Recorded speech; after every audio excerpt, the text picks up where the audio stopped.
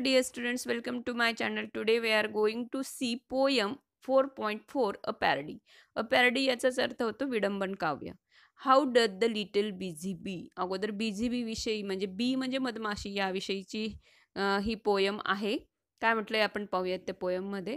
Doth DOTH doth हा does या अर्थाने आपल्याला इथं घ्यायचा आहे, कारण ओल्ड फॉर्ममधला डज म्हणजेच डथ आहे आणि डथचंच मिनिंग डज असं होतं. तर आपण पाहूयात poem. How doth the little busy bee improve each shining hour. तर बिझी का म्हटलेलं आहे, कारण मधमाशी आपण पाहिली ती तिच्या कामामध्ये सतत मग्न असते, म्हणून तिला बिझी बी म्हटलं गेलेलं आहे. तर improve each shining R. Shining R म्हणजे काय, तर प्रत्येक येणारा जो तास आहे तो इम्प्रूव्ह म्हणजे उपयोगात आणण्याचं काम ही बी करत असते. And gather honey all the day. Honey म्हणजे मध, आणि पूर्ण दिवसभर अगदी ती तिच्या कामामध्ये, तिचं काम काय आहे तर एकतर पोळं बनवणं किंवा मध गोळा करत असणं. तर कायमच म्हणजे अगदी दिवसभर ती काय करत असते, मध गोळा करत असते फ्रॉम एव्हरी ओपनिंग फ्लावर. तर ओपनिंग फ्लावर म्हणजे जे काही उमलतं फूल आहे, त्याच्यात काही मधुकण आहेत, त्यातून ती मधू म्हणजेच मध गोळा करत असते. नेक्स्ट स्टँजा पाहूयात आपण. How skilfully she builds her cell, how neat the spreads her wax. Skilfully म्हणजे अगदी कौशल्याने, आणि बिल्ड्स म्हणजे बांधणे, आणि सेल म्हणजे इथं मधाचं पोळ या अर्थाने आपल्याला इथं घ्यायचंय. तर अगदी कौशल्यरीती ने ती एकदम छान पद्धतीने तिचं जे सेल आहे, ते मधाचं पोळं आहे, अगदी परफेक्टली ती बनवत असते, तयार करत असते. And how neat she spreads her wax. Wax म्हणजे मेण, आणि त्या पोळ्यामध्ये अगदी व्यवस्थितपणे ती मेण पसरवत असते. स्प्रेड म्हणजे पसरवणे. And labours hard to store it well with the sweet food she makes.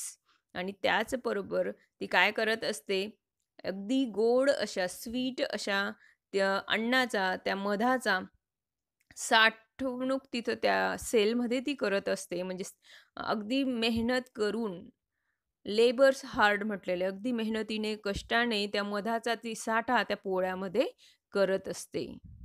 आपली नेक्स्ट पॅरडी आहे how doth the little crocodile. म्हणजे क्रोकोडाईल म्हणजे मगर. तर ही छोटी मगर काय करत असते याविषयी आपण ह्या पोयममध्ये पाहणार आहोत. How doth the little crocodile improve his shining tail. तर ही जी काही छोटीशी मगर आहे, ती कशा पद्धतीने तिची शायनिंग टेल, अगदी चमकणारी अशी जी काही टेल आहे, शेपटी आहे, तर ती अधिक चांगलं करण्याचा, त्या शेपटीला अधिक चकाकी देण्याचा ती कशा पद्धतीने प्रयत्न करत असते. And pour the waters of the Nile on every golden scale. Nile हे एका नदीचं नाव आहे, आणि खूप मोठी अशी ती नदी आहे. आणि काय म्हटले, पोअर म्हणजे ओतणे. And pour the waters of the Nile on every golden scale. Scale म्हणजे खवले, आणि तिच्या त्या खवल्यांवर अगदी सोनेरी खवले म्हटलेले आहेत, गोल्डन स्केल म्हटले आहे इथं.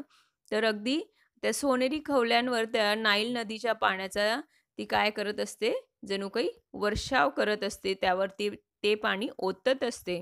How cheerfully he seems to grin, how neatly spreads his claws and welcomes little fishes in with gently smiling jaws. How cheerfully he seems to grin. Cheerfully म्हणजे अगदी आनंदाने, आणि ग्रीन म्हणजे काय, तर दात विचकणे असं म्हटलं जातं. आता आपण जर पाहिलं, तिचं माउथ जर ओपन केलं तर कशा पद्धतीने तिचे ते दात दिसत आहेत, आपल्या चित्रामध्ये सुद्धा दिसतंय. How neatly spreads his clause. आणि ती अगदी तिने तिचं माउथ ओपन केल्यावर जणू काही ती दात विचकते आनंदाने असं वाटतं. And how neatly spreads his clause. Clause म्हणजे तिचे पंजे, आणि त्याचबरोबर आपण जर पाहिलं चित्रात, तर ती तिचे पंजे सुद्धा पसरून अगदी तयार असते. And welcomes little fishes in. आणि छोटे छोटे जे त्या नदीच्या पात्रामध्ये असणारे फिश असतील, तर त्यांना तिच्या तोंडामध्ये सामावण्यासाठी अगदी ती तयार असते, त्यांचं स्वागत करण्यासाठी ती तयार असते. विथ जंटली स्माइलिंग जॉ. जॉ म्हणजे जबडा. तिच्या जबड्यातून, त्या जबड्यांनी अगदी स्मित करणारा, स्माइलिंग जॉज म्हटलेलं आहे. म्हणजे हसून अगदी त्या फिशचं, वेगवेगळ्या त्या माशांचं ती स्वागत करत असते जणू काही. ॲक्च्युली इथं काय करत असते ती, तर त्या माशांना खात असते.